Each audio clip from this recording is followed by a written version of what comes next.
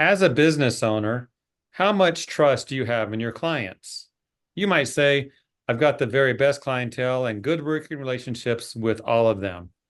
With that in mind, how do you feel when you book a job and the customer says they don't want to use a credit card, but the check is in the mail or the check is going to be on the table when the crew arrives?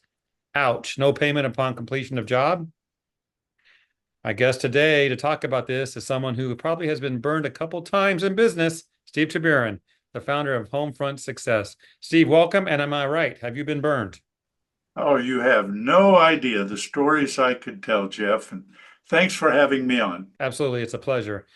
So let's talk about this. This check is in the mail. I don't even know if people write checks that much anymore, but I think some might for a service like this, or the payments on the table. Is there an upside to that? Is that a good thing or a bad thing? Well, once again, previous clients, known quantity. I've got no issues at all. And of course, for our listeners, our viewers here who are doing commercial work, which I love, pretty much inevitably, you're going to be facing a net 30 on regular routine work. But I assume what we're going to really talk about today is residential clients. People, come in. And if they're a first time client, that's when my little warning signals go off.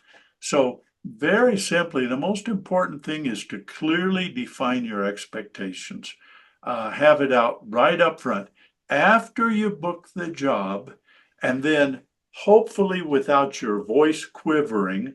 What I suggest and what I had in my phone script for my CSRs, my phone representatives, was, and what form of payment will you be using?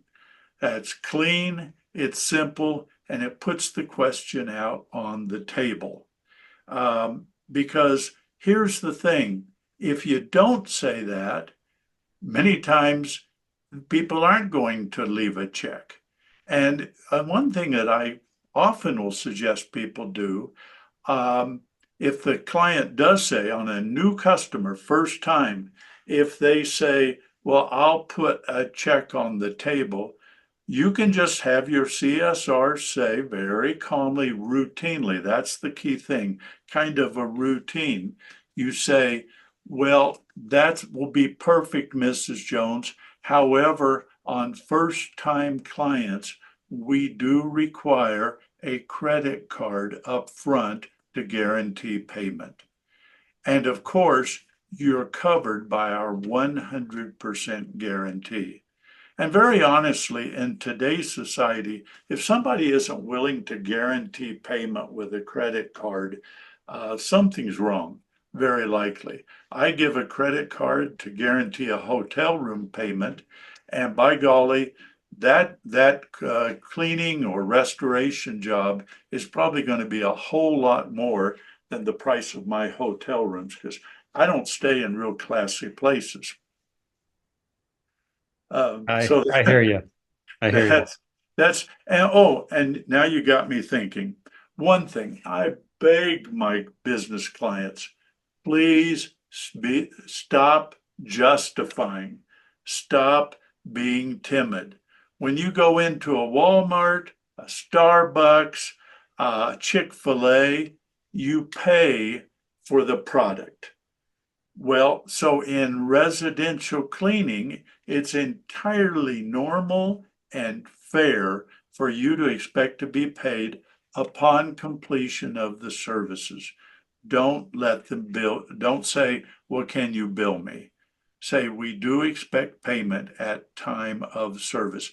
And especially on a larger job where it may even be multiple days, where it's a specialized service, it's not inappropriate to ask for a payment, some percentage up front.